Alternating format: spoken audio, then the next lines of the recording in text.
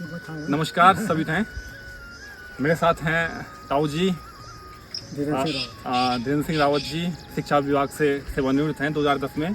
और हमारे ताऊ जी हैं पंचराड़ के और उन्होंने अभी हाल में 3-4 साल पहले बहुत बड़ी बागानी की हुई है और लगभग 1200 सेब के पेड़ लगाए हुए हैं।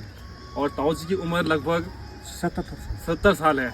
ये हम लोगों के लिए प्रेरणा स्रोत है, जो आज के नौजवान युवक हैं उन सब के लिए एक प्रेरणा स्रोत है कि ताऊ जी इस उम्र में भी ये जज्बा रखते हैं। उन्होंने बागवानी पूरी 1200 पेड़ सेब के लगाए हुए हैं। तो मैं ताऊ जी से पूछता हूँ कि ताऊ जी आपके मन में क्या ख्याल आया कि मुझे ऐसा करना चाहिए?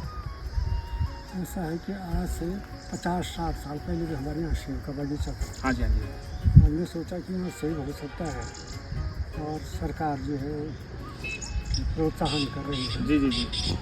तो इसलिए हमने ये मेरा लड़का है विजय रावत, तो इसकी यहाँ पर बहुत अच्छी रुचि है। जी जी।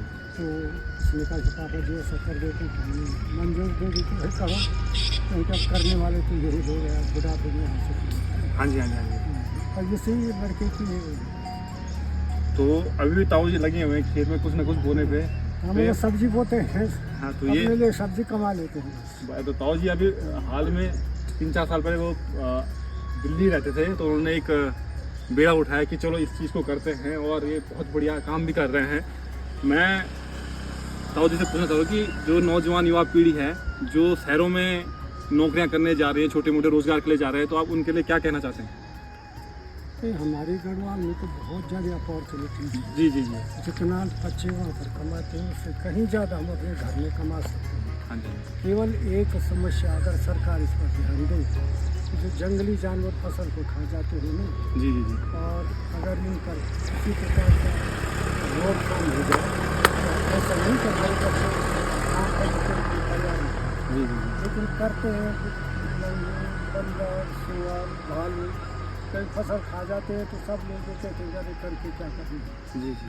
अगर कुछ मतलब सरकार इसमें मदद कर सके तो बहुत अच्छा। मतलब हमारे इस क्षेत्र में तो मिर्ची जो है लाखों करोड़ों तक पहुंचती है। जी जी। सब मेरा एक किसान की 2-3 लाख रुपए की मिर्ची हो जाती है।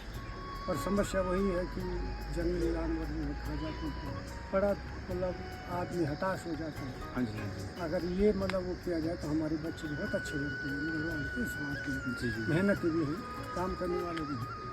तो ताऊ जी से मुझे खुद भी प्रेरणा मिली। ताऊ जी शिक्षा विभाग से हैं और सेवानिवृत्त होने के बाद भी इतना बेहतरीन कार्य कर रहे हैं। मैं भी एक शिक्षक हूँ, तो हमें भी ताऊ से सीख लेनी चाहिए, और हमें भी कि हम आने वाले समय में अपने पहाड़ों के लिए कुछ करें।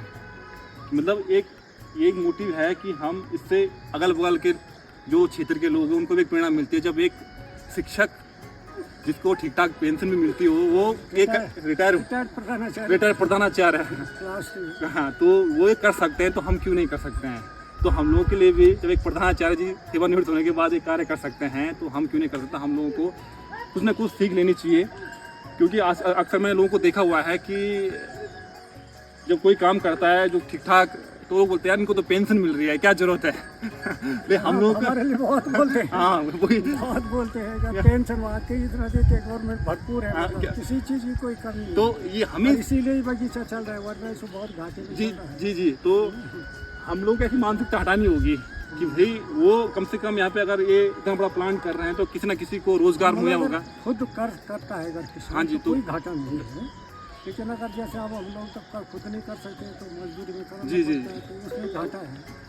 लेकिन अगर आदमी अपने आप करे तो भाई क्यों नहीं निकलेगा? मेहनत का फल तो हमेशा मीठा होता है। जी जी जी। तो कुछ किए बिना जय जयकार नहीं होती, और हिम्मत करने वालों की कभी हार नहीं होती। हाँ जी, हाँ जी। है ना, ये तो है। तो इससे ये इतनी अपॉर्चुनिटी है कि किसी न किसी को यहाँ पे रोजगार मिला होगा।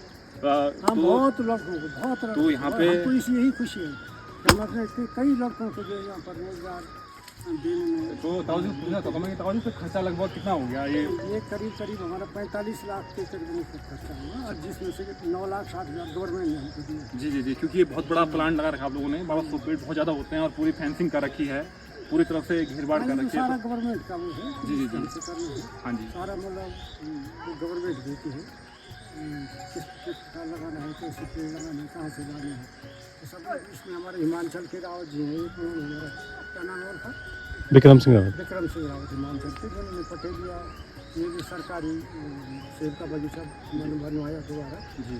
तो उन्होंने हमारी बहुत मदद की, उनका हम बहुत शुक्रगुजार है और उनका आभार प्रकट करते हैं रावत जी का। तो ये यहाँ पे भाई जी हमारे ताऊ जी के पुत्र श्री विजय सिंह रावत जी, उनका भी आभार कि आप शहर में रह के भी अपने पहाड़ों के प्रति इतना प्रेम रखते हैं और ये बहुत रुचि है यहाँ। और यही प्रेम हमारे पहाड़ को जीवंत रख सकता है कि एक है कि पुनः गांव की ओर लौटो। तो ये चीज़ हमको क्या कर सकती है, मोटिवेट कर सकती है। आप शहर में लेके आप पहाड़ों के प्रति इतना प्रेम है। तो धन्यवाद ताऊ जी। धन्यवाद। और धन्यवाद भाई साहब आपका। भतीजा है, राजेंद्र मेरा छोटा भाई है। हाँ भैया। तो मैं आज बैजू जा रहा था तो मैं कहा ताऊ जी को मिलके जाता बहुत हूँ। अच्छा किया। तो ये सेब का बगीचा है ताऊ जी लोगों का पूरा। तो हम आगे आने वाले जो मैं नौयुवक हैं जो पहाड़ों से विमुख हो रहे हैं, उनको मैं यही कहना चाहूँगा कि आप लोग अपने पहाड़ों में स्वरोजगार करिए। वहाँ से ज़्यादा अपॉर्चुनिटी, यहाँ से ज़्यादा अपॉर्चुनिटी है। तो पहाड़ आइए, जो आपके खेत कूद है उनको आबाद करिए और ये गवर्नमेंट बहुत सारी अपॉर्चुनिटी दे रही है, उसका फ़ायदा लीजिए और स्वरोजगार से आप एक दूसरे को रोज़गार भी दे सकते हैं। तो धन्यवाद ताऊ जी, धन्यवाद जय भाई जी का।